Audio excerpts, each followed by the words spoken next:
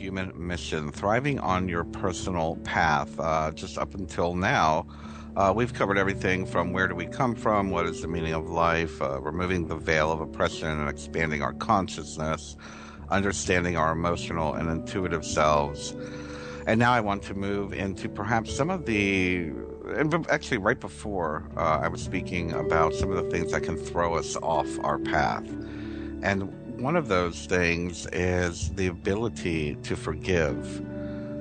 How many of you, how many of us have done something in our past that we are still trying to live down, that we have never really quite gotten over? Perhaps it was making the wrong decision at a crucial moment that had very negative repercussions upon your life. Perhaps it was intentionally or unintentionally hurting somebody that we cared about. How many of us are still holding on to the regret and to the unhappiness that of that one particular action? The power of forgiveness is something that we all must learn in order to be truly aligned with our higher self. All of these thoughts are exactly that. They are merely thoughts of something that cannot be changed, of something that is done, it's over, and we are now at a place where we want to align with the goodness within ourselves and within the goodness of our path on this particular planet. So in order to forgive ourselves and in order to forgive others, and I don't want to make a cliche here, but I'm going to say it, you can never forgive another person until you've learned to forgive yourself for your own misdeeds. And I find that the first thing that one must do if something is weighing on you, the idea of, let's say, 10 years ago you made the wrong decision and you ended a beautiful relationship with someone you love for the wrong reasons, or I don't know, maybe you're someone who might have gotten physical with someone, God forbid. But if that's the case and it's still weighing on you, there has to be some type of resolution involved. And I know we've heard this before, we hear it all the time, but to ask for forgiveness is the first thing that one must do. The only way to get over hurting another person is to ask for their forgiveness and or to apologize for what you have done. Even, what is it? The 12-step programs tell you to do this, and the reality of it is, it's true. If there is someone on your mind or something on your mind that has hurt someone in the past and it's weighing on you, it is definitely in your best interest to resolve that through reaching out to them, letting them know that you are sorry, that you apologize for that action.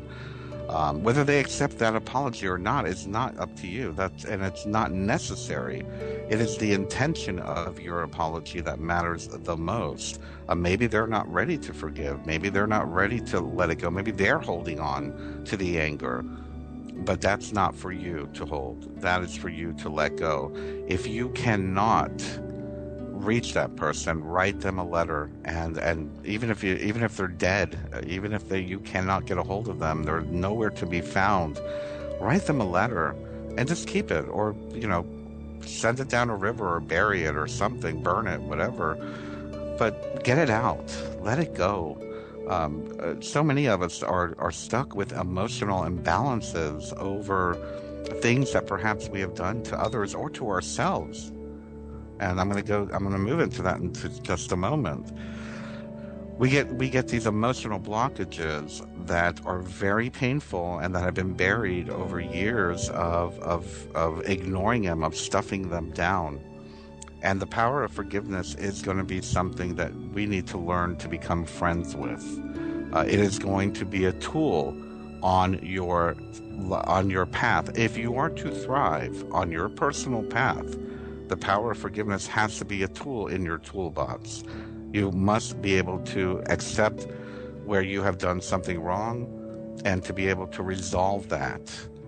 And like I said, in order to resolve that, you're going to need to reach out to apologize and or at least put it on paper and, send it down the river or bury it. But be honest with yourself. The idea of self-honesty comes into play here, and the idea of being courageous comes in here. There's no greater courage than to admit one's faults.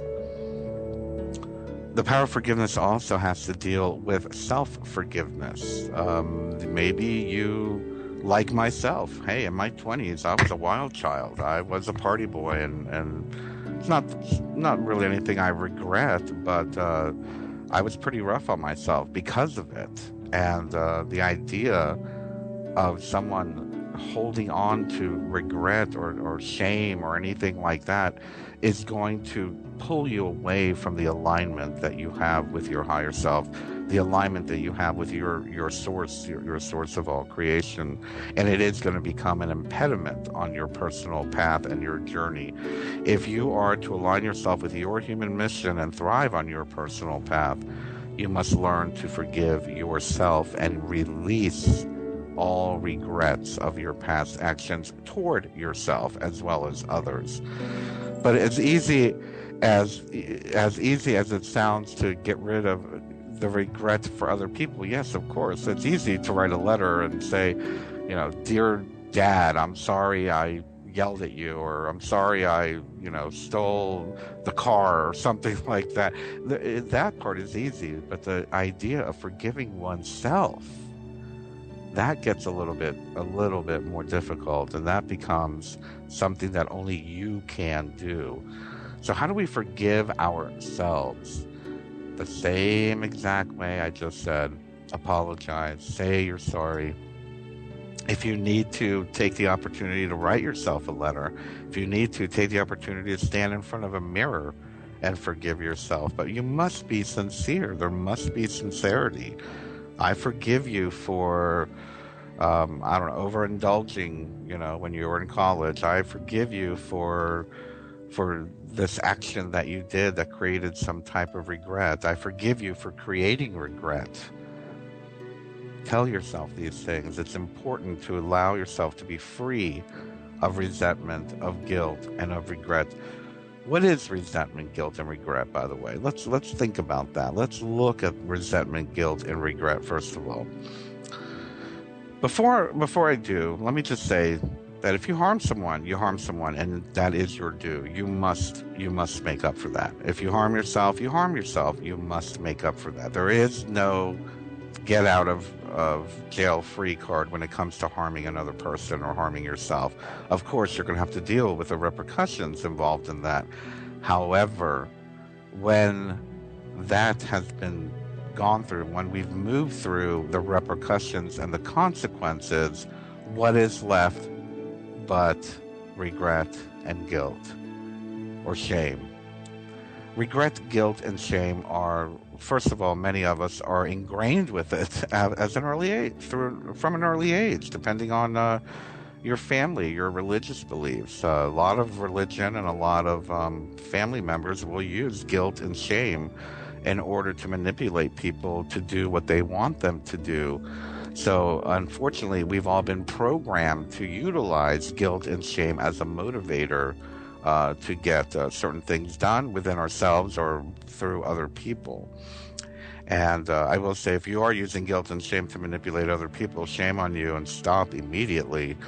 However, the guilt and shame that we keep for ourselves, we have to realize, again, once the consequences have been dealt with, once the repercussions have been dealt with, what is left? Just the emotion of guilt and shame, or the thought of guilt and shame. And that's exactly what it is. How many of you have been ashamed of something or had guilt over something? How does it work? How does guilt and shame work? It works like a broken record in your mind, over and over, playing it over and over again.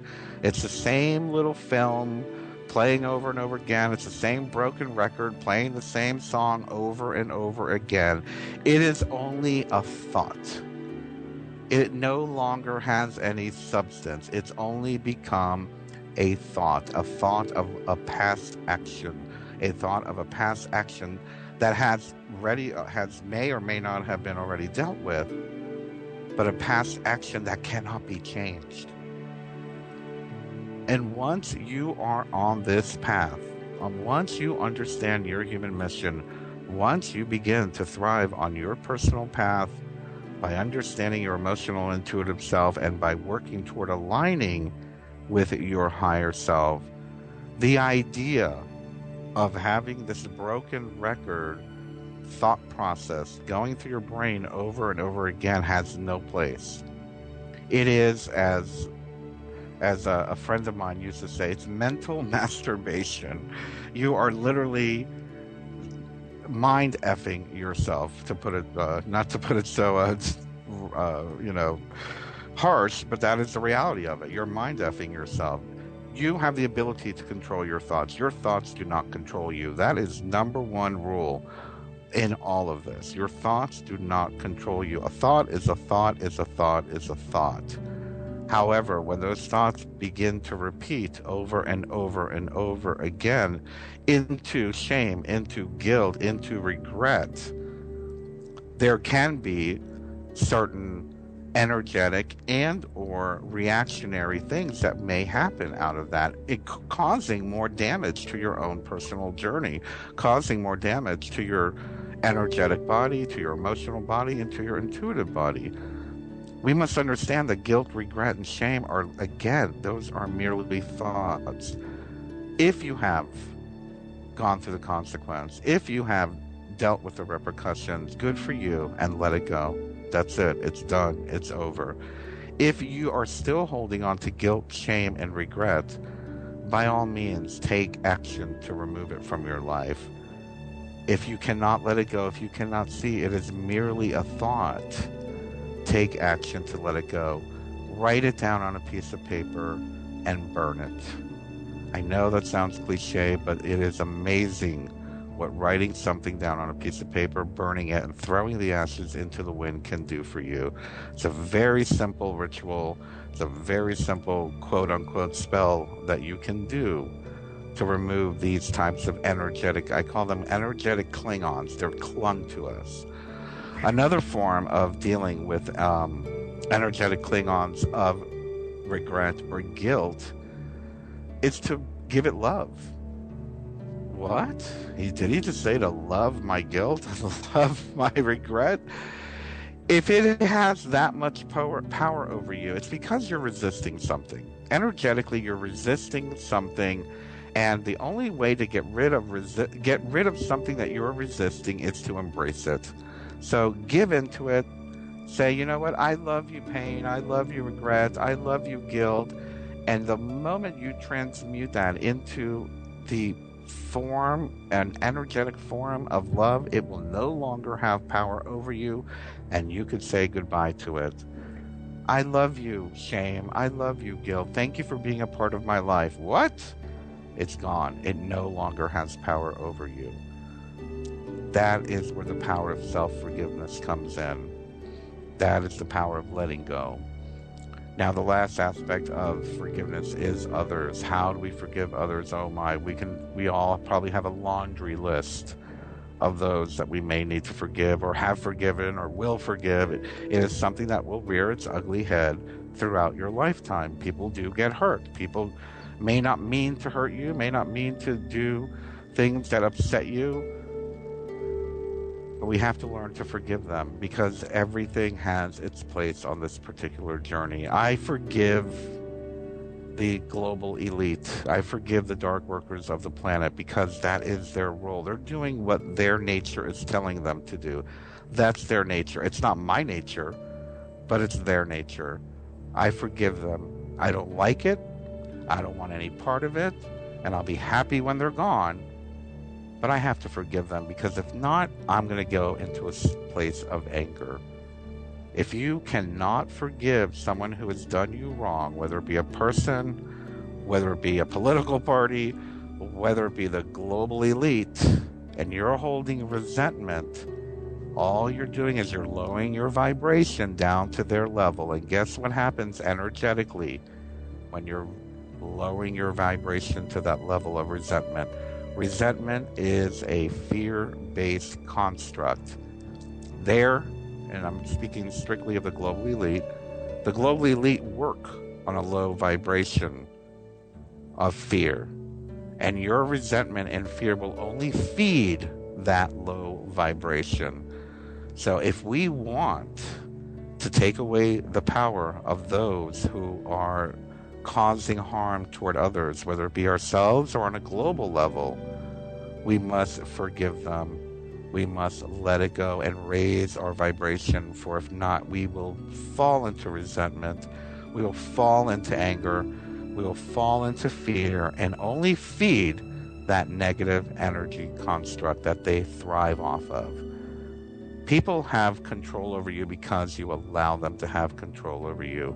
People harm you because you allow them to harm you. Forgive them. Let it go. Let the resentment go. Be aware. Learn your lesson. Have no more to do with them. And I'm speaking individually or, again, globally. I want nothing to do with that person. I want nothing to do with those people. I want nothing to do with corporations. Thank you very much. Goodbye. I forgive you. You no longer have power over me, and I will not feed you with my negativity and fear. So we've covered the power of forgiveness, of forgiving ourselves for our past deeds, forgiving ourselves for what we've done to ourselves, and forgiving those around us that have caused us harm. It's very, very important to learn to utilize these tools in order to thrive on our personal path. Once we have learned to forgive, once we have learned to align with our higher selves, once we have learned to understand our emotional selves, we have to be aware of how good our life has become. We have to be aware of how good life is. What is good in your life? There is always something good in your life. We must learn to live in gratitude. Learning to live in gratitude, it doesn't even take learning. It's choosing. Choosing to live in gratitude. Choosing to live in a place where I am grateful that I have my vision. I am grateful that I have a roof over my head. I am grateful I can speak to you. I am grateful I am breathing. I am grateful I am living this life experience. When we are living in gratitude, when we are living gratitude for all that we have, what happens is amazing. Because all of a sudden, when you are grateful just for the opportunity to wake up and to breathe and to walk and to have a roof over your head and to have people who love you in your life, everything else, as we used to say back in the hood, is gravy, baby. It becomes a celebration and a blessing. Something good comes your way, you get to celebrate it. I got that new job. It becomes a party. I just won $100 at bingo. That becomes a party. I made a new friend. That becomes a party. Every little thing becomes a blessing, and we no longer take it all for granted. And that's the key. That's the key right there. How often have we lost friends, lovers, relationships, jobs, and our happiness because we took it for granted? How often have you taken anyone, or even yourself, or even your happiness for granted? When we live in gratitude, we take nothing for granted. We see every blessing that is coming our way. We see every blessing that we've created. We give ourselves credit for creating that blessing. I am grateful I worked for this happiness. I am grateful I made it. I am living in a place where I am at peace. I am grateful I am living in a place where I am happy. And I am grateful that I have the power to forgive. I am grateful I have the ability to understand my emotional nature. I am grateful I can see the corruption and the oppression so I can stay away from it. I'm grateful I understand what the meaning of life is. I am grateful I understand we all come from the creative force of all things. I'm grateful. Everything after that, it becomes a blessing worth celebrating. Everything is worth celebrating. Every new thing that comes into your life is worth celebrating. We are living in a time where so much change is happening. So much is happening to ourselves, so much is happening to our planet, so much is happening in our relationships with our families, our friends. Things are changing very, very quickly. But if we can maintain a attitude of gratitude, excuse me, I'm going to say it, attitude of gratitude. If we can maintain that attitude of gratitude within the storm, I've used this analogy in the past. Visualize yourself in the middle of a tornado, but you're connected to the ground. You're standing firmly on the ground, but there's a tornado spinning around you, and you're in the eye, so nothing is affecting you. While the whole world is in chaos and in turmoil, you are grounded, you are centered, you have clarity. And with that clarity, and with that grounding, and with that center, you can see within the storm the things that you are able to fix. Oh, you know what? I'm really good at math. Maybe I can work on the economy. Oh, you know what? I'm a scientist. Maybe I can work on helping to clean the air. Oh, wow. You know what? I'm a politician. Maybe I can get all those corrupt people out of government. Oh, wow. I'm a philosopher. Maybe I can help teach people how to think clearer. Oh, wow. I'm a webmaster. Maybe I can create a website to bring all these people on and talk about the things that they can share and make the world a better place. Living in gratitude gives you this freedom. It gives you this ability to not be, I don't want to say critical, because I feel I'm very critical, but I would say positively critical. Is that a word? Yeah, I'm going to say it's a word.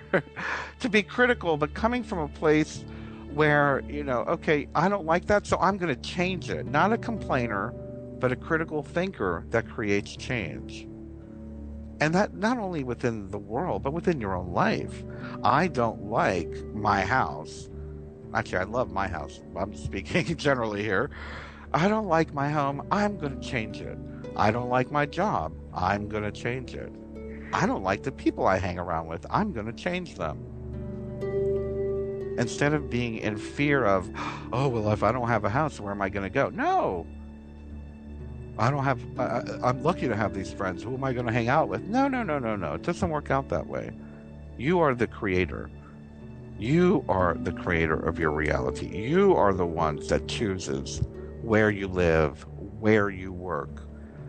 If you are literally living in the reactive world, if you're reacting, you're not being grounded. You're not being grounded. And I know this might be tough for some people to hear, but in your personal path, you have to be the one to know that you are the driver. You are the one who's steering the ship. And if you are somewhere that you don't like, whether it be a home, whether it be a job, whether it be a relationship, you steered yourself there for a reason. And if you don't like it, you can steer yourself away from it. However, actually, I can go into a whole nother show about this, but I won't. I will say there is a time and a place for everything. And there's a reason why you steer yourself there. And there's a reason why you are there. So ask yourself, in gratitude, I am so grateful I am here. What am I to learn from it? I'm grateful for the lessons that this uncomfortable situation is giving me. I'm grateful for the clarity that I'm going to have once I understand the situation that is going on here. But you'll always notice throughout your life, how many of you have not gotten out of something.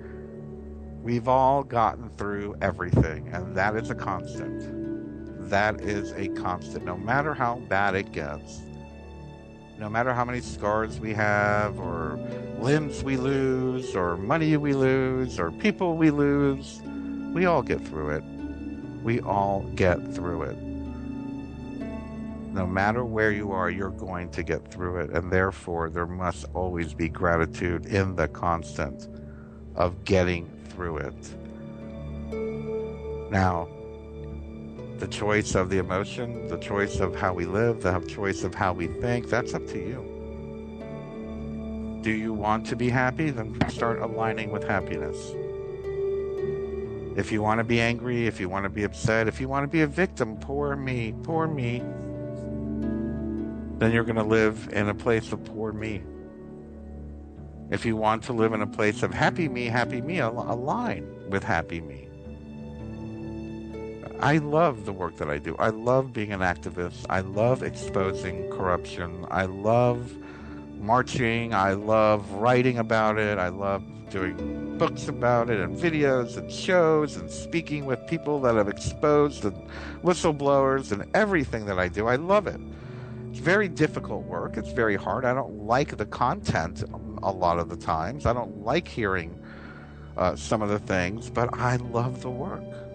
I am grateful I am able to be a part of it. I am grateful that I can be a part of exposing the poisoning of the planet, exposing the corruption of those who run it, exposing the corruption of the way we think, the exposing of our lack of consciousness, and why it's so important to elevate our consciousness, why it's so important to expand our consciousness, and how we need to stop being the victim of the external world. We are not the victims of the external world.